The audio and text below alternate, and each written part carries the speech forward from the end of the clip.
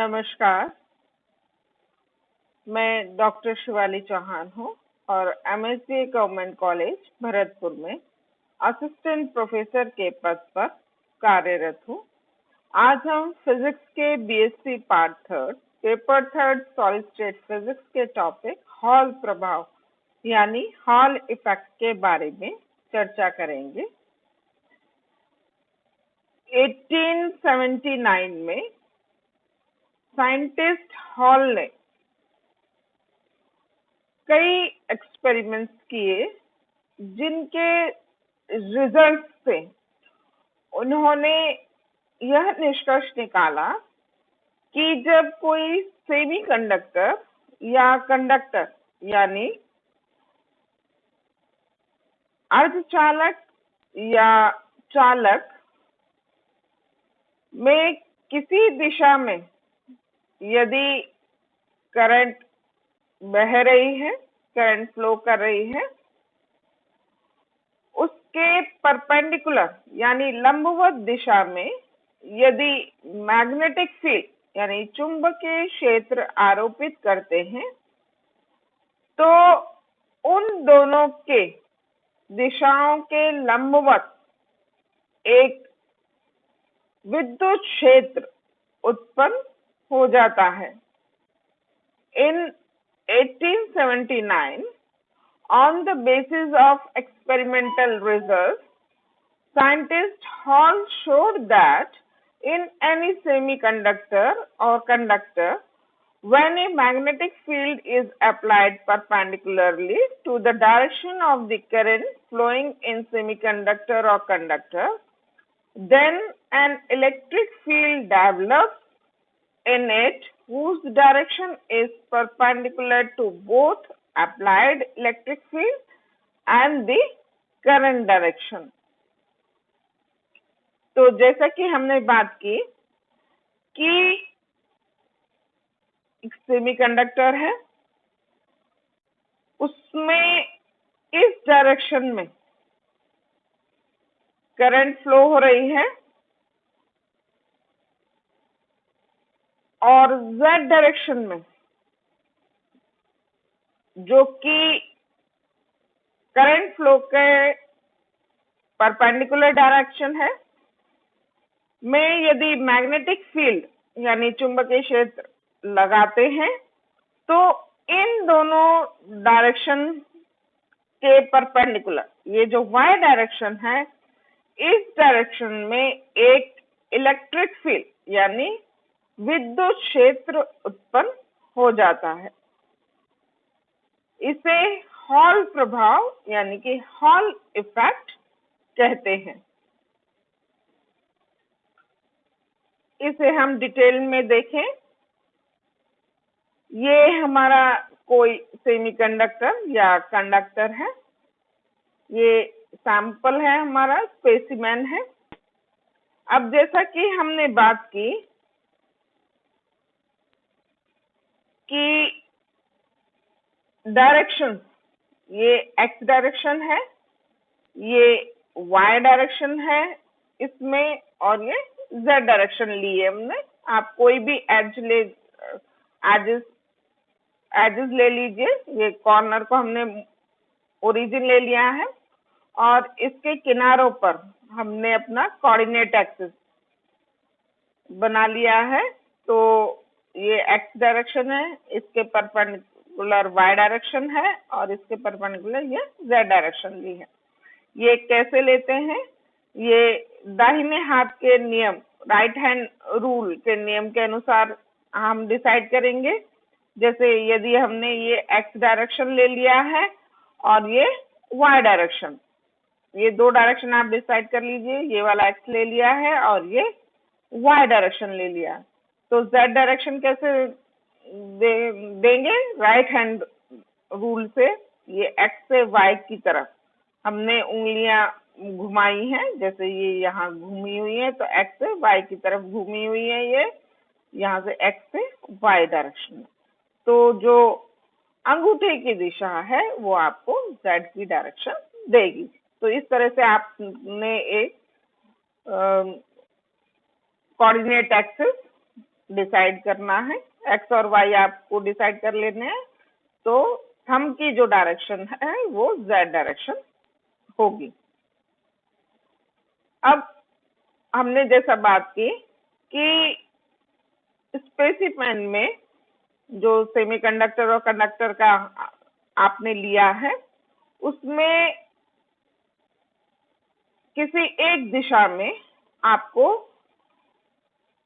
Current प्रवाहित करनी है, करंट फ्लो करानी है। तो हमने ये इसकी एक्स डायरेक्शन ली है, एक्स डायरेक्शन में करंट फ्लो हो रही है। तो ऑब्वियस है करंट की यदि एक्स डायरेक्शन है तो इलेक्ट्रॉन इसके अपोजिट डायरेक्शन में फ्लो करेंगे, यानी इलेक्ट्रॉन्स इस डायरेक्शन में फ्लो कर रहे हैं तो करंट की डायरेक्शन ये है प्लस एक्स डायरेक्शन में, तो इलेक्ट्रॉन्स माइनस एक्स डायरेक्शन में फ्लो कर रहे होंगे। अब हमें इस करंट की डायरेक्शन के परपेंडिकुलर डायरेक्शन में मैग्नेटिक फील्ड अप्लाई करना है। तो हमने जेड डायरेक्शन ली है, इस डायरेक्शन में हमने मैग्नेटिक फील्ड अप्लाई किया है। करंट की डायरेक्शन एक्स डायरेक्शन है और जेड डायरेक्शन में हमने मैग्नेटिक फील्ड अप्लाई किया है। तो हॉल इफेक्ट के अनुसार वाई इन दोनों डायरेक्शंस के परपेंडिकुलर डायरेक्शन में, जो कि वाई डायरेक्शन हुई, उसमें एक इलेक्ट्रिक फील्ड डेवलप हो जाएगा और यही हॉल इफेक्ट कहलाता है, हॉल प्रभाव कहलाता है। इसे हम मैथमेटिकली देखेंगे।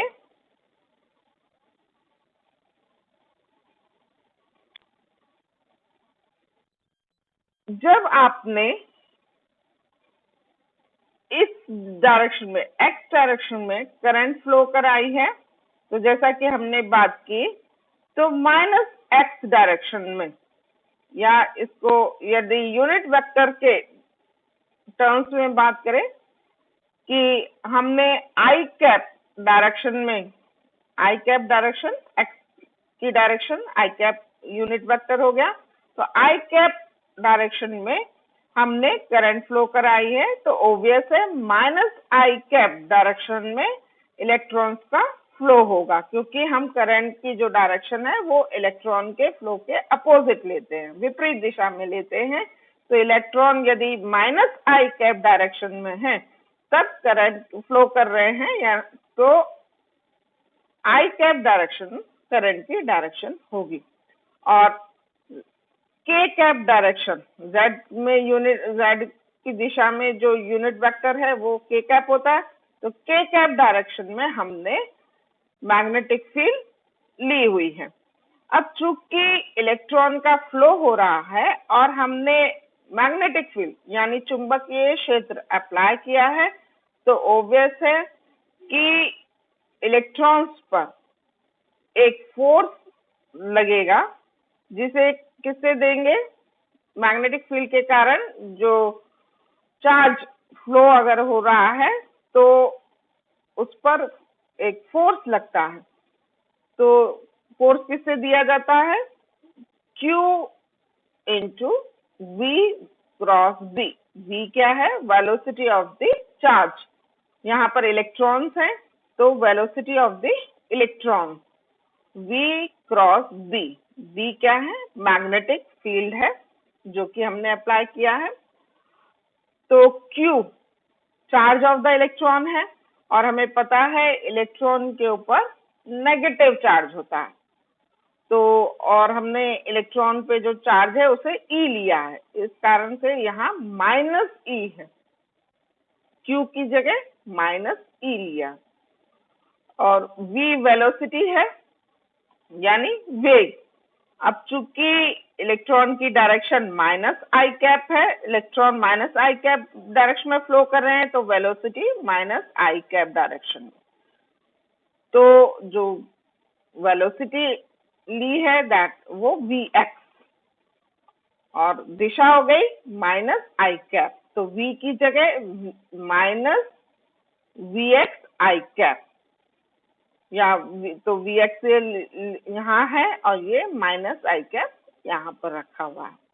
अब मैग्नेटिक फील्ड यानी चुंबकीय क्षेत्र वो z डायरेक्शन में है, यानी कि k कैप डायरेक्शन में, तो bz k कैप, तो bz बाहर लिया है, k कैप ये, तो ये आपका आ गया minus E we x B Z minus I cap cross K cap, तो माइनस आई कैप क्रॉस के कैप क्या हो गया, जे कैप, तो ये जे कैप और ये पूरा वैसे एज इट इज आ जाएगा, तो minus E we x B Z J cap, तो हमारा ये हो गया E we x B Z, minus अंदर ले लें तो माइनस जे कैप। तो आप देख रहे हैं एक चुंबकीय क्षेत्र चुंबकीय बल लगा है इलेक्ट्रॉन्स के ऊपर, यानी मैग्नेटिक फोर्स लगा है इलेक्ट्रॉन्स के ऊपर, जिसकी डायरेक्शन क्या है, minus j cap. Minus j cap direction में इलेक्ट्रॉन्स पर एक बल लगा है जिसका मैग्नीट्यूड कितना है, e we x B z. तो आपने देखा कि एक्स डायरेक्शन में करंट फ्लो हो रहा है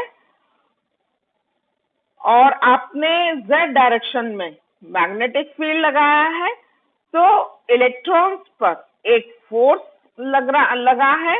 इलेक्ट्रॉन्स कहाँ से आए, इलेक्ट्रॉन्स आपके सेमीकंडक्टर में प्रेजेंट है, तो जो इलेक्ट्रॉन सेमीकंडक्टर के क्रिस्टल में आप प्रेजेंट हैं, उन पर एक फोर्स लगा है जो माइनस जे कैप डायरेक्शन में है। जे कैप डायरेक्शन कौन सी है, y की डायरेक्शन, y डायरेक्शन जे कैप डायरेक्शन है, और माइनस जे कैप यानी माइनस वाई डायरेक्शन में, मतलब ये वाई डायरेक्शन ये, और इलेक्ट्रॉन्स पे फोर्स किस डायरेक्शन में लग रहा है, इसके अपोजिट, इस डायरेक्शन में माइनस वाई डायरेक्शन में एक फोर्स लग रहा है। अब चूंकि इलेक्ट्रॉन्स पे फोर्स लग रहा है माइनस वाई डायरेक्शन में, तो इस वाले डायरेक्शन में जो सिंबल आपको दिखा रहे, ये तो इस डायरेक्शन में फोर्स लग रहा है, तो क्या होगा, इलेक्ट्रॉन इस डायरेक्शन में मूव करेंगे क्योंकि उनके ऊपर फोर्स लगा है। तो इलेक्ट्रॉन्स पर फोर्स लगने के कारण सारे इलेक्ट्रॉन्स इस डायरेक्शन में, जो रेड एरो से दिखाया हुआ है, इस डायरेक्शन में मूव करेंगे, तो इस वाले सरफेस के इधर इकट्ठा होंगे, जिससे क्या होगा, इलेक्ट्रॉन्स इस इधर इकट्ठा हो रहे हैं, तो ये पीछे वाले सरफेस पर इलेक्ट्रॉन्स की कमी हो जाएगी। इसका मतलब यहाँ पर एक पॉजिटिव चार्ज डेवलप हो जाएगा। तो आप देख रहे हैं इस सरफेस पे पॉजिटिव चार्ज डेवलप हो रहा है और इस सरफेस पे नेगेटिव चार्ज डेवलप हो रहा है।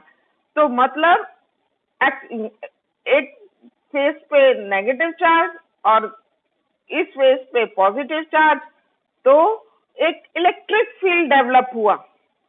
इलेक्ट्रिक फील्ड की क्या डायरेक्शन होती है, पॉजिटिव से नेगेटिव डायरेक्शन, तो एक इलेक्ट्रिक फील्ड डेवलप हो गया है ये, जिसकी डायरेक्शन माइनस वाई डायरेक्शन है।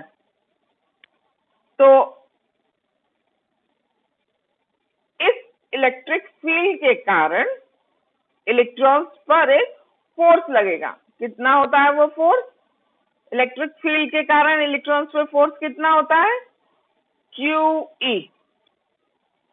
तो और Q क्या है, चार्ज ऑन द इलेक्ट्रॉन, जो कि माइनस E है, और इलेक्ट्रिक फील्ड का डायरेक्शन क्या है, प्लस से माइनस की तरफ, मतलब ये जो डायरेक्शन है that is minus J direction, plus minus J direction में है, तो जो इलेक्ट्रिक फील्ड है that is EY minus J cap, क्योंकि इलेक्ट्रिक फील्ड का डायरेक्शन माइनस J डायरेक्शन में है, इसलिए से माइनस J है, तो EY माइनस J कैप। अब माइनस को अंदर लेंगे तो प्लस हो जाएगा, तो EY J कैप।